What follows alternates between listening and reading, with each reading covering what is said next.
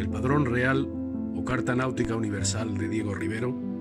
fechado en Sevilla en 1529, es un extraordinario compendio científico que contiene secretos asombrosos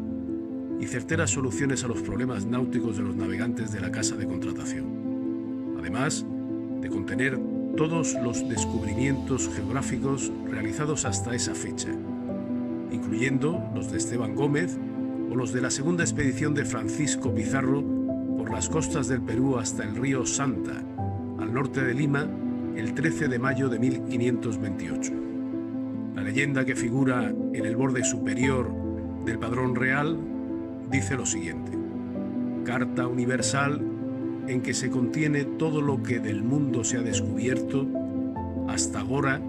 hízola Diego Rivero, cosmógrafo de Su Majestad, año de 1529 en Sevilla. Y la leyenda que figura en el borde inferior del Padrón Real dice: la cual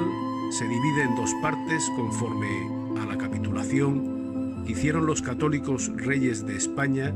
y al rey don Juan de Portugal en Tordesillas, año de 1494. El cosmógrafo menciona a los reyes católicos como reyes de España con la ñ ya introducida en la gramática de Antonio de Nebrija de 1492. Una línea meridiana, flanqueada por el escudo de España y los 5 bezantes del de Portugal, representa la división de ambos hemisferios, trazando el meridiano por el Cabo de Santa María en el actual Uruguay y sin trazar el antimeridiano, definido solo por la escala de longitudes que deja las Molucas dentro del hemisferio español.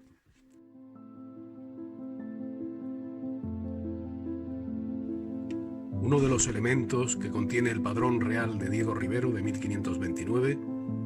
es una representación del zodíaco sobre la eclíptica, que es el movimiento anual del Sol en torno a la Tierra. Sobre este gráfico, los antiguos navegantes españoles podían calcular la declinación del Sol con suficiente exactitud para los instrumentos náuticos de entonces y para el posterior cálculo de la latitud. Tan solo era preciso trazar una línea desde el centro del círculo zodiacal hasta el borde exterior sobre la fecha del día en cuestión, y posteriormente otra línea desde esa intersección paralela al ecuador hasta cortar la escala de latitudes donde se puede leer directamente la declinación del Sol. Así se muestra en el ejemplo para el día 25 de mayo, obteniendo 22 grados 20 minutos de declinación norte, ya que en el gráfico dibujado por Rivero se superponen los meses astronómicos con los del calendario juliano vigente durante la primera circunnavegación. Por entonces, científicos españoles de la Universidad de Salamanca habían descubierto que el calendario juliano tenía 10 días de error. Se puede apreciar que en el gráfico se señale el equinoccio de primavera el día 11 de marzo, en lugar del día 21 de marzo en nuestro actual calendario. Por lo que en 1582 el Papa Gregorio XIII promulgó la bula Intergravísimas para establecer el nuevo calendario que en su honor se llamó Gregoriano, aunque más propio hubiera sido llamarle Salmantino, en justicia a quienes lo promovieron. No obstante, los países protestantes tardaron en adoptarlo, como Gran Bretaña y sus colonias, que no lo harían hasta 1752, con los consecuentes errores en navegación astronómica en los que podían haber incurrido sus navegantes. Padrón Real o Carta Náutica Universal del cosmógrafo Diego Rivero,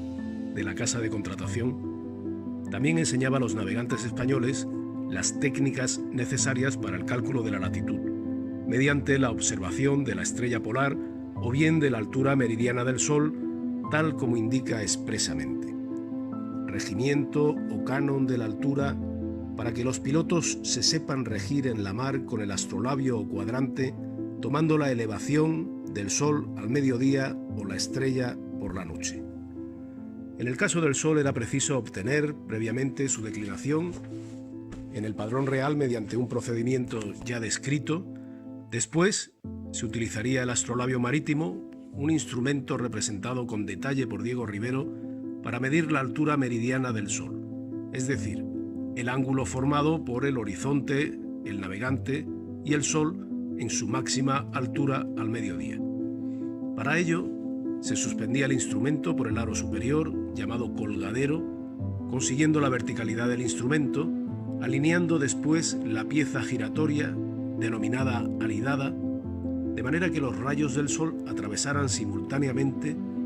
los orificios practicados en las pínulas de sus extremos. La marinería solía decir que los pilotos estaban pesando el Sol cuando realizaban esas prácticas. Una vez obtenida esa lectura, Diego Rivero indica igualmente todos los casos posibles en que puede encontrarse el navegante con relación al Sol en ambos hemisferios, bien en los trópicos o por encima de ellos, y cómo aplicar las alturas obtenidas con el astrolabio en cada caso, junto con la declinación, para obtener definitivamente la latitud, siguiendo unas instrucciones extremadamente concretas que no dejaban lugar a dudas.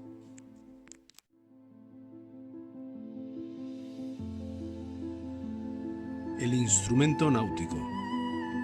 más importante para los navegantes durante la primera circunnavegación era la aguja de marear, la que marcaba el rumbo de la nave. Los pilotos sabían compensar, cebar o enderezar las agujas mediante el azimut del Sol al orto y al ocaso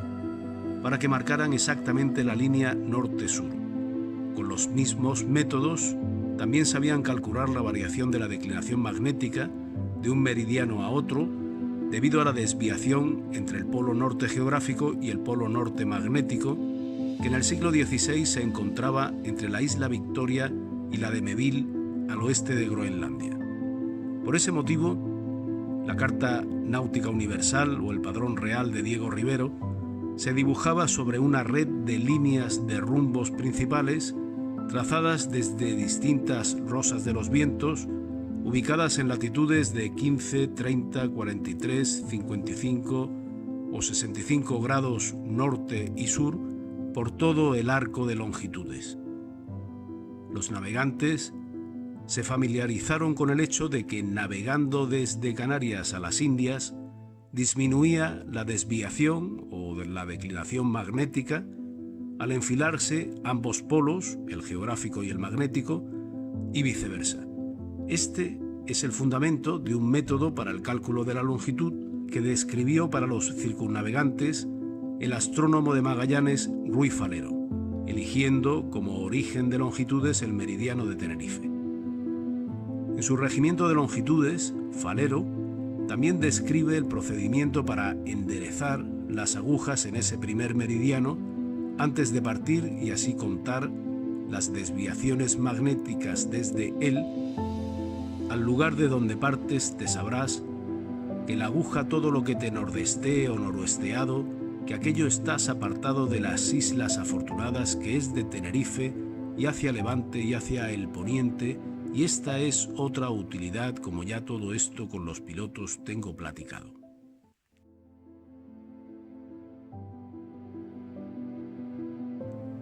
Una de las claves ocultas más sorprendentes del Padrón Real de Diego Rivero se encuentra en el cuadrante dibujado en su parte inferior izquierda. El instrumento se utilizaba fundamentalmente para medir la altura del Sol y de la estrella polar.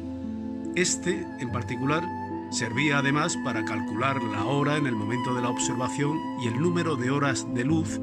de la fecha del día en cuestión. Sobre la regleta adjunta a su parte derecha se representan los meses astronómicos, el zodiaco, ordenados según la mayor o menor cantidad de horas solares, y en el semicírculo interior las horas del día. En el lado izquierdo existen dos pínulas por las que se enfila el Sol o la polar,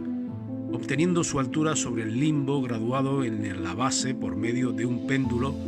que cuelga del vértice superior. Para saber la hora en cualquier momento es preciso ajustar previamente una bolita llamada margarita engarzada en el cordel del péndulo sobre el día de la fecha del mes astronómico correspondiente. La hora la obtendremos sobre el semicírculo interior, promediando la posición de la margarita entre las líneas rojas correspondientes al citado mes, negras si es el color del mes correspondiente. Este instrumento, dibujado por Ribero,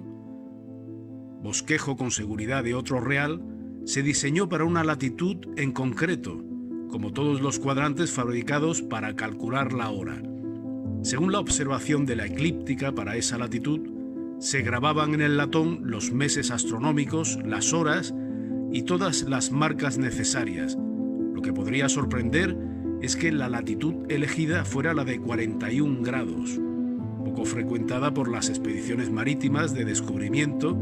para las que se confeccionaba toda la cartografía de la casa de contratación, que navegaban normalmente por latitudes más meridionales. Encontramos la explicación en que 41 grados es la latitud de Valladolid, donde se encontraba la corte cuando Diego Ribero confeccionaba su Carta Náutica Universal, donde incluso nacería Felipe II el 21 de mayo de 1527. Ya era entonces una forma de divulgación científica hacer llegar a la corte cartografía e instrumentos náuticos, en especial al emperador, a Carlos V, del que era bien conocida su afición por los relojes y otros mecanismos.